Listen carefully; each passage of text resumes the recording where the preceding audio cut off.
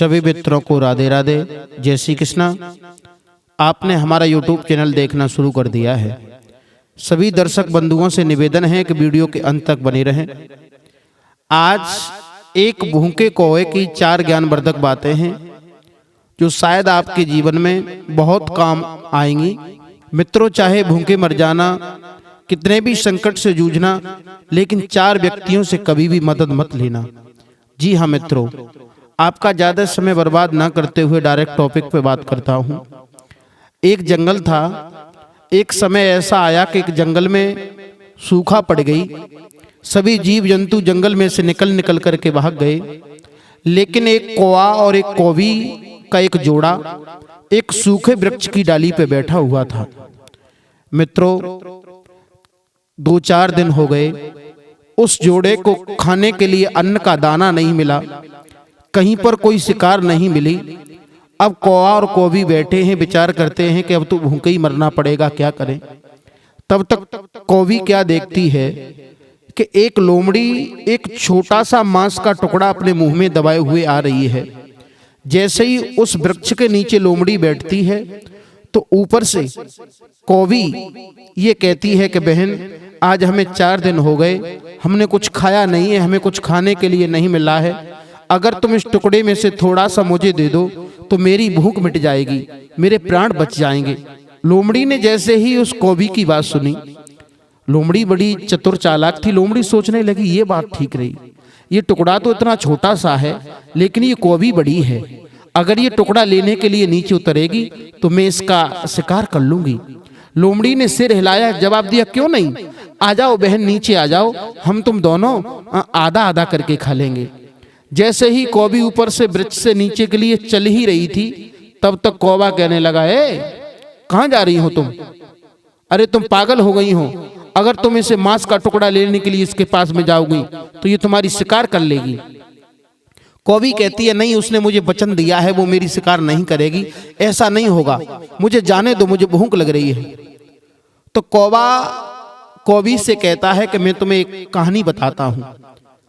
आज जिस जंगल में हम तुम रह रहे हैं, बहुत समय पहले इस जंगल में एक तोता और तोती का जोड़ा रहा करता था।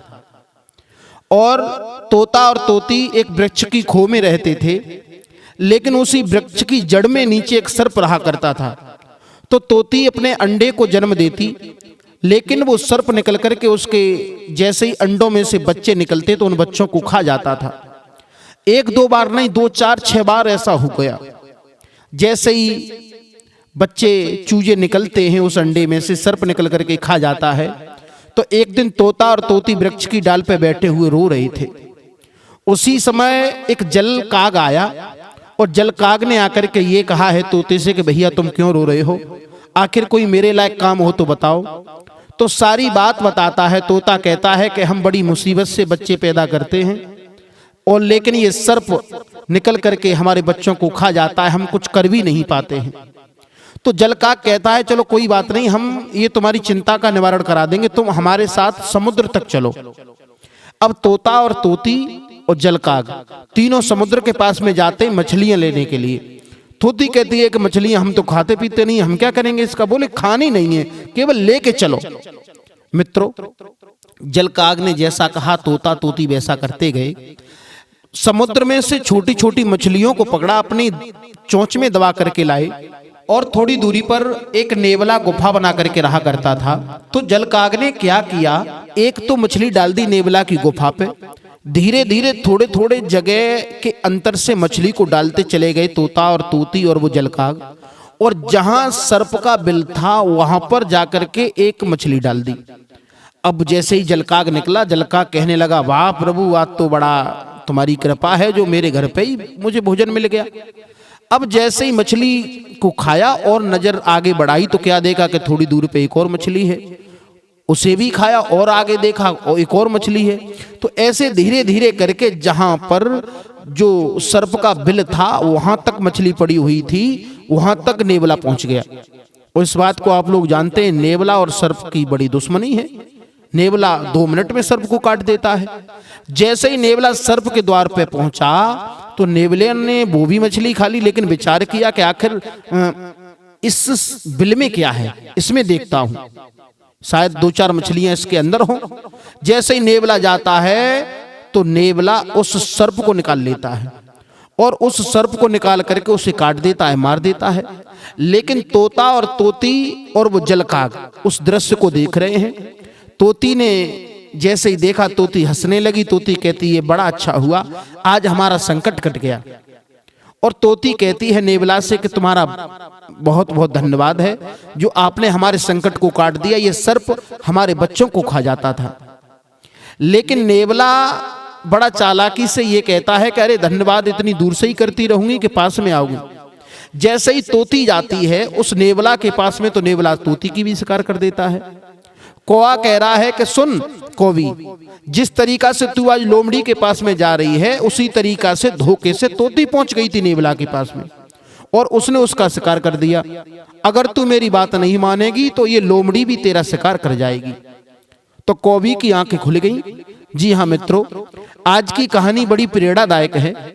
आज की कहानी हमें यह शिक्षा देती है कि हमें दुश्मन पे कभी भरोसा नहीं करना चाहिए, दुश्मन पे कभी भरोसा नहीं करना चाहिए। और दूसरी बात है कि घमंडी लोगों पे भी कभी भरोसा नहीं करना चाहिए और लालची लोगों पे भी कभी भरोसा नहीं करना चाहिए। और जो भी नशेबाज हैं, नशेबाज पे भी कोई भरोसा नहीं करना चाहिए। मित्रों, जो लोग दगाबाज होते हैं वो चाहे कितना भी उनके लिए अच्छा कहना, अच्छी बातें बताना, अच्छी भाषा का प्रयोग करना, लेकिन वो अपनी आदत से मजबूर होते हैं। इसलिए दुश्मन पे कभी भी भरोसा ना करें, चाहे भूखे मर जाना, लेकिन दुश्मन पे कभी भूल करके भी भरोसा मत करना।